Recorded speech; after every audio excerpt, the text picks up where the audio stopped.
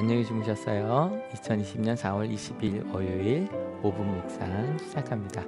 오늘 말씀 같이 읽어야겠죠? 로마서 3장 19절부터 22절까지 말씀이거든요. 같이 읽을게요. 율법에 있는 모든 말씀이 율법 아래 사는 사람들에게 말한 것임을 우리는 압니다.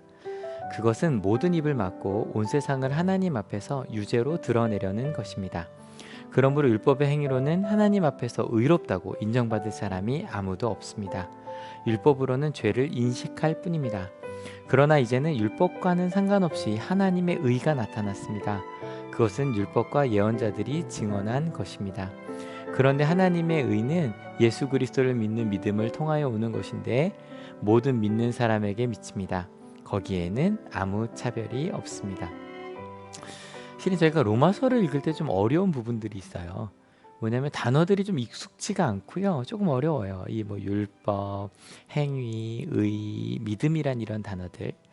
한번 정리해 볼까요? 율법. 창세기, 출애굽기, 레위기, 민수기, 신명기, 저희가 보통 모세오경이라고 부르는 그 5권에 나온 하나님의 말씀이 신약이든 구약이든 율법이라고 말할 땐 토라 그 5권을 이야기를 해요. 그래서 그 하나님의 말씀 모세오경에서 하나님의 계명이 무엇일까, 하나님의 명령이 무엇일까를 찾아냈죠. 그래서 율법이란 그 모세오경에 나온 구약 성경에 나온 하나님의 뜻이에요. 그렇다면 행위란 무엇일까요? 그 행위를 따라 살고 있는가를 묻는 거예요. 왜냐하면 하나님의 백성이라면 그 뜻대로 살아야 되잖아요.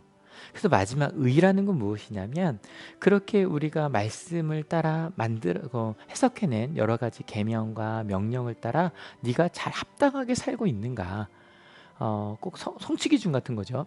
그게 의예요. 이걸 좀 깊이 들어가 볼까요? 그래서 율법에 있는 그 모든 말씀들, 구약에 있는 말씀이라고 할지라도요, 그 모든 것은 우리를 위한 거예요. 하나님의 뜻이 무엇인지를 보여주는 거죠. 그 기준이 없었다면 뭐가 잘못된지도 몰랐을 거 아니에요. 예를 하나 들어볼까요? 구약 율법에 보면 분명히 너희 가운데 가난한 자가 있으면 안 된다라고 되어 있어요. 그 말씀을 알고 있기에 예전에는 못 그랬지만 점점 그래. 우리 가운데 가난한 자가 있는 건 당연한 게 아니야. 그러면 안 돼. 너희는 모두 소중해. 노비든 누구든 남자든 여자든 우린 다 소중한 사람들이야. 하나님의 자녀야. 그것이 잘못되었음을 보여주는 거죠. 그 기준이 되어주는 게 율법인 거예요. 근데 문제는 그 율법대로 살아가려고 노력을 해도요, 안 되더라는 거죠.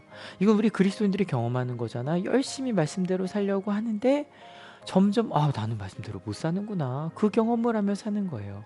그래서 내가 그런 죄인이라는 거. 여러분 이게요.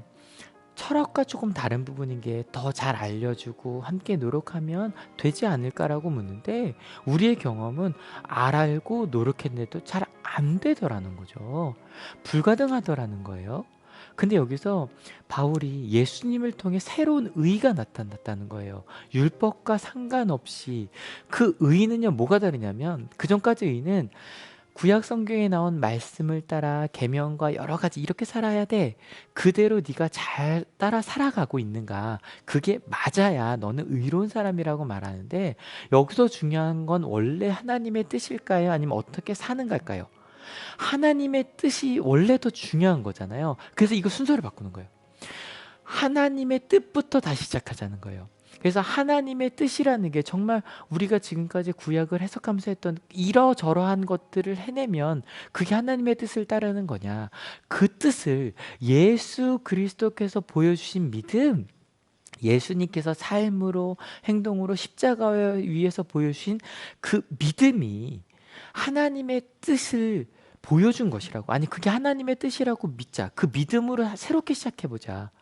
여러분 우리 바로 적용해 봐야 돼요. 예수 그리스도를 믿는 믿음이란 무엇일까요?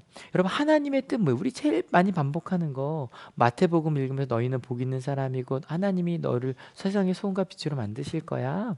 그 하나님의 뜻이란 다른 것 아니야. 근데 그거를 너 혼자 하게 하는 게 아니라 하나님이 꼭 제자들이 예수님과 함께 있을 때 그들이 하나님의 능력을 보였던 것처럼 또 예수님께서 부활 승천하시고 나서 성령님과 함께 할 때 그들이 누가 보아도 와 도대체 저 공동체는 무엇이냐라고 보았던 것처럼 우리로선 할 수 없었던 하나님께서 함께 하시기 때문에 해내고 만들어내고 하나님과 함께 누리는 그런 삶, 내 힘이 아니라 하나님의 은혜로 사는 삶, 그런 새로운 삶의 길이 열렸고 새로운 종교라고 할까요? 아니, 종교라고 하지 맙시다.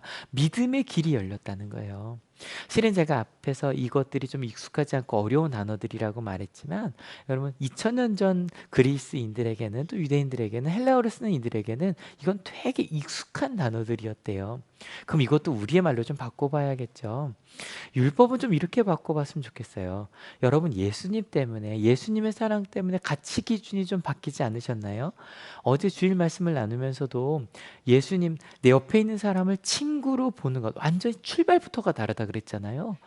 하나님 때문에 내 가치 기준이 바뀌고요. 행위 뭐예요? 우리가 살아가는 실천이요. 내 말과 행동이 바뀌어 가요.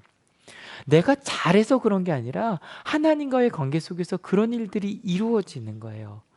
다른 사람들은 뭐 세상의 기준으로 말할 수도 있죠. 너 정말 그렇게 잘 살고, 아이, 못 살아요. 근데 예수님께서, 그래, 근데 내가 너를 사랑하고 내가 너와 함께 해줄게. 여러분, 오늘 적용은요, 이 네 가지를 여러분 마음속에 계속 묵상하고 생각해 보면서, 그래, 나 이렇게 가야 돼. 가치 기준이 바뀌어가고 있네. 그래, 나 이렇게 말과 행동이 바뀌어가고 있어. 예수님 때문에. 누가 뭐라 그래? 내 행동 때문이 아니라 내가 먼저, 하나님이 먼저 나를 사랑하셨고 나는 하나님의 자녀로 사는 거야. 하나님이 날 그렇게 믿어주셨어. 그러니 나 오늘 어떻게 살까? 하나님의 사랑받은 자들 어떻게 살아갈까? 여러분, 오늘 적용은 각자 우리 마음속에서 만들어 갑시다. 이번 한 주 그렇게 살아가야겠죠? 같이 기도하시겠습니다. 예수님, 전혀 다른 삶의 기준으로 살고 있습니다. 세상이 뭐라 그래도 내가 얼마나 소중하고 하나님께 얼마나 사랑받고 있는 자녀인지, 그 사랑받는 자녀로 살고 있습니다. 그리고 더 그렇게 살고 싶어졌고요. 말도 행동도 생각도, 무엇보다 이렇게 살고 싶은 마음을 주신 것조차 하나님의 은혜임을 알게 하시니 감사합니다. 마음은 그렇게 가려고 하는데요, 자꾸 잘못된 길로 가요. 그런데도 주님, 여전히 내가 너를 사랑해, 넌 나의 친구야, 내가 함께 해줄게 말씀해 주시네요. 그 예수님 때문에 오늘도 한 걸음 한 걸음 걸을게요. 하나님, 오늘도 이 손으로 묵상과 함께 이번 한 주를 시작하게 하셨듯이 주님의 말씀 따라 조금 조금 하나님으로 나를 채워가는 우리 한올이 되고자 합니다. 그렇게 예수님의 뜻을 따라 예수님을 믿는 믿음으로 살겠다고 결단하는 한올의 모든 성도님들 머리 위에 예수 그리스도의 사랑과 하나님의 은혜와 성령 하나님의 인도하심이 지금으로부터 영원토록 함께하옵시기를 간절히 축원하옵나이다. 아멘.